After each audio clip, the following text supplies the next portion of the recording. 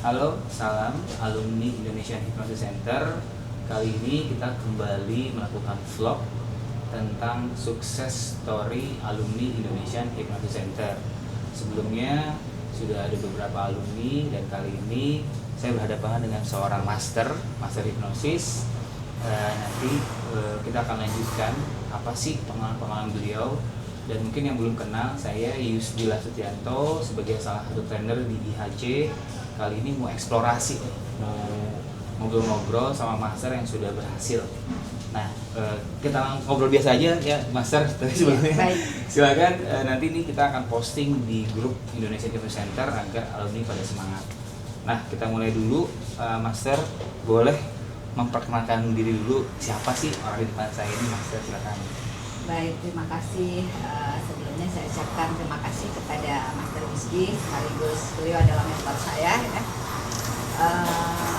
Saya Imam Mayakari, asal saya dari Bogor, tapi saya asli dari Malang. Oh, Malang. Asli Malang, dan setelah menikah saya tinggal di Bogor. Oh, setelah menikah di Bogor. Ini Kaima kan berarti sudah apa ya? Sudah praktek banyak gitu ya. Ini kenapa sih tertarik gitu ya mempelajari hipnosis dan hipnoterapi? Why? Iya, ada sejarahnya itu Pak Yus. Jadi singkatnya, dulu saya pernah mengalami yang seperti kawan-kawan lainnya mungkin ya, bagaimana rasanya sakit mental itu ya, yang tidak terlihat, tapi kata orang sakit mental itu tidak terlihat tapi berdarah dan sakit mental itu tidak berdarah, tidak terlihat, tapi sanggup mematikan gitu ya. Nah, saya mengalami sendiri hal tersebut. Kemudian saya ingin sembuhnya itu gede ya, cuma saya nggak tahu harus bagaimana. Saya nggak tahu harus bagaimana. Nasihat-nasihat orang pun juga saya dengar, tapi saya juga lagi-lagi nggak tahu saya harus bagaimana mengaplikasikan nasihat-nasihat tersebut ya. Nah, di situ akhirnya saya sering melihat ini iklan-iklan di medsos, iklan-iklan di medsos. Salah satunya IHC saat itu yang muncul. Nah, kemudian saya cari-cari sendiri apa sih itu hipnosis, apa sih itu hipnoterapi, dan pada akhirnya saya memberanikan diri ya. Saat itu belum kena IHC, tapi saya nekat, saya daftar. Nah, dari situ setelah selesai L1 kok rasanya kok gini, jadi berasa setelah mengikuti L1 itu langsung berasa manfaatnya ke diri saya, dan alhasil saya ingin terus ikut sampai akhirnya alhamdulillah selesai juga. Sekarang jadi trainer ya? Udah trainer. Udah juru BNSP juga ya? BNSP ya, udah TOT, BNSP juga, dan juga sudah hipnoterapis juga. Ada praktek. Terus apa ya? Kenapa pilih hipnoterapi? Karena akhirnya kan tadi kan pernah punya pengalaman tembak gitu ya. Iya. Terus akhirnya kenapa kan ada banyak tuh pendekatan-pendekatan, ya, misalkan ada pendekatan lain lah. Lalu kenapa hipnoterapi yang dipilih?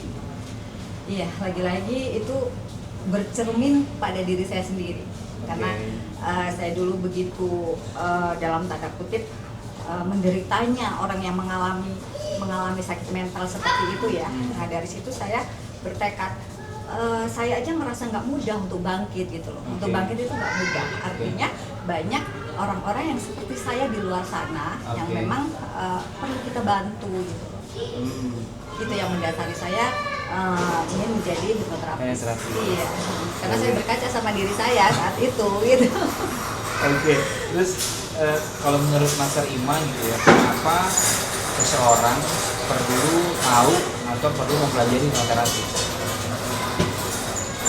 Kenapa seseorang perlu tahu mempelajari hipnoterapi? Atau kenapa mereka perlu ke hipnoterapis kalau dalam tema-tema yang pernah dialami? Bukan perlu lagi ya kalau kata saya ya, harus ya. Harus sebenarnya itu harus gitu loh. Harus ke hipnoterapi. Kenapa? Karena yang dibenerin itu langsung ke akarnya. Gitu ke akarnya. Langsung ke akarnya. Dan kenapa ke hipnoterapi itu saya anjurkan, saya pribadi menganjurkan orang-orang yang mengalami trauma-trauma atau fobia dan lain sebagainya ya, itu untuk ke hipnoterapi karena langsung ke masalahnya dan kondisi ini. Seseorang ketika diajak dinasehatin dalam kondisi otak sadar ya beta, itu percuma gitu loh.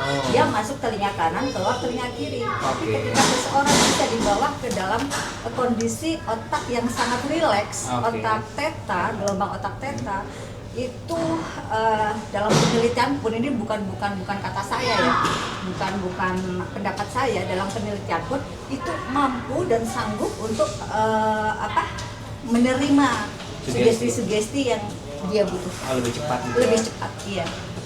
Oke, terus kalau dirasakan tadi sudah bercerita singkat, manfaat terbesar apa sih hipnoterapis untuk Mas Rima ini? Luar biasa. Ya, luar biasa sekali. Ketika saya mengalami sakit itu kan, sakit mental yang nggak kelihatan ya, kelihatan lukanya. Sakit mental ya bahasanya. Iya, bahasa sakit mental, sakit pikiran gitu kan, nggak ada bentuknya, nggak ada apa, tapi mematikan gitu ya. Itu saya mengalami selama beberapa tahun terakhir saat itu ya. Tapi sampai di detik saat itu pun saya belum bisa bangkit, saya nggak tahu. Makanya ketika saya manfaat terbesar. Ketika saya mulai mempelajari hipnosis ya, dan hipnoterapi ini, itu yang saya rasakan pertama ke diri saya sendiri ya. Saya bisa mengupgrade diri saya, bisa dan itu mampu mempengaruhi cara pandang saya, cara berpikir saya, dan bagaimana saya menempatkan diri sebagai seorang ima gitu ya. Mantap. Banyak sekali ya. Kalau mau diceritakan ya banyak panjang ya, intinya itu. Kalau sebagai seorang terapis gitu ya, apa pengalaman yang paling berkesan ketika ngebantu klien? Alhamdulillah klien saya sudah banyak gitu ya. Dan itu sangat berkesan semua, Mas Rizky. Sangat berkesan semua. Karena apa? Ketika ya mereka datang ke saya, jujur kalau misal saya foto gitu ya, wajahnya beda banget setelah mereka di terapi gitu. Beda yang tadinya dari aura wajahnya ya kelihatan ya, yang mendem sedih, perasaan, emosi apa dan lain-lain, itu setelah di hipnoterapi ya berubah gitu ya. Itu di satu kesempatan aja ya. Satu sesi. Iya, satu sesi. Jago banget tuh menurut. Dan setelah beberapa kali dari pasien tersebut memberikan testimoni ya, ibu, kakak, adik gitu ya. Karena saya juga mulai dari anak-anak sampai ada lansia juga, usia 67, seorang ibu-ibu gitu. Selalu saya WA, saya inginkan testimoni setelah 3 sampai 1 minggu menjalani hipnoterapi apa yang dilakukan, dan alhamdulillah semua berubah lebih baik. Ya? Oke. Biasanya nih keluhan apa sih, tadi kan udah sempat nyinggung ya, ada fobia, trauma gitu ya. Keluhan apa sih yang bisa dibantu diatasi oleh hipnoterapi dari pengalamannya Mas Rima? Kalau kasus yang saya pegang itu ada inner child, inner child, kemudian luka batin. Ini biasanya ibu-ibu, dan saya jujur di sini saya fokuskan sebenarnya karena saya pernah mengalami menjadi ibu-ibu yang jatuh. Dalam tanda kutip ya, ibu-ibu yang jatuh. Di sini pun saya juga ingin bertekad, saya ingin saya fokuskan ke ibu-ibu sebenarnya. Spesifik ke female ya, wanita ya. Kak Ima, ada nggak sih kan di masyarakat kita kan masih orang banyak yang belum teredukasi gitu ya. Kira-kira ada nggak pesan buat masyarakat yang belum paham atau masih skeptis sama hipnoterapi gitu? Iya, jadi buat kawan-kawan semuanya ya, di mana aja, tidak usah tidak usah kayaknya kurang itu ya. Jadi begini, jadi hipnosis itu adalah bukan sesuatu yang jahat ya. Jadi sebenarnya hipnosis atau hipnotis itu adalah keilmuan yang intinya membuat mampu membuat kita mempelajari gelombang berpikir yang mampu mengupgrade diri kita, membangun diri kita, dan banyak menolong untuk yang lain gitu. Jadi ya nggak usah ragu gitu ya. Nggak usah ragu. Ya. Karena punya manfaat. Jadi kalau manfaatnya sangat besar dan manfaatnya positif banget. Ya namanya pisau kalau dipakai kejahatan ya jadinya jahat ya. Tapi kalau dipakai kebaikan namanya ilmu ya, ilmu hipnosis. Kalau ibaratnya pisau kalau dipakai buat masakan ya jadi masakan. Kalau dibuat jadi kejahatan ya jadinya kriminal. Tapi kalau dibuat untuk kebaikan ya jatuhnya membawa banyak kebermanfaatan untuk diri kita sendiri, keluarga, dan banyak orang. Jadi tajam ya, istilahnya masih tajam ya. Iya. Kalau saat ini Kak Mas Ima, boleh kakak nggak apa-apa ya? Enggak, aja. Masih muda. Ada kakak dan masih. Di mana prakteknya sekarang? Praktek di mana? Iya, gitu? jadi saya sekarang itu prakteknya STPT saya ada di titik nol di Galur, ya daerah Galur, Kemayoran ya. Kemayoran. Iya. Jadi kalau mau menghubungi Kak Ima itu di Instagramnya ada, boleh share Instagram atau apa? Nanti saya akan taruh di bawah ini Instagramnya Kak Ima agar kita bisa menghubunginya. Iya. Jadi Instagram saya kalau FB saya Ima Mayasari, kemudian Instagram saya Mayasari Daniel ya, atau Ima Mayasari gitu ya. Oke. Kak, kan kakak sudah belajar di IHC gitu ya. Yeah. Apa yang dirasakan ketika kakak belajar di IHC? Yang saya rasakan ya, ini buktinya saya semangat banget ya pada kelas ya. Kita gang pojok ya. Semangat banget kalau ada kelas Sabtu Minggu mesti saya luangkan waktu untuk kesini. Jadi saya sudah atur waktu untuk misal ada klien-klien saya usahakan jangan di Sabtu Minggu. Oh, karena jadi bisa reguler deh ya kalau sama Kak Ima ya? Iya. Jadi Sabtu Minggu saya ke sini, tapi kalaupun ada pasien Sabtu Minggu pun juga nggak apa-apa.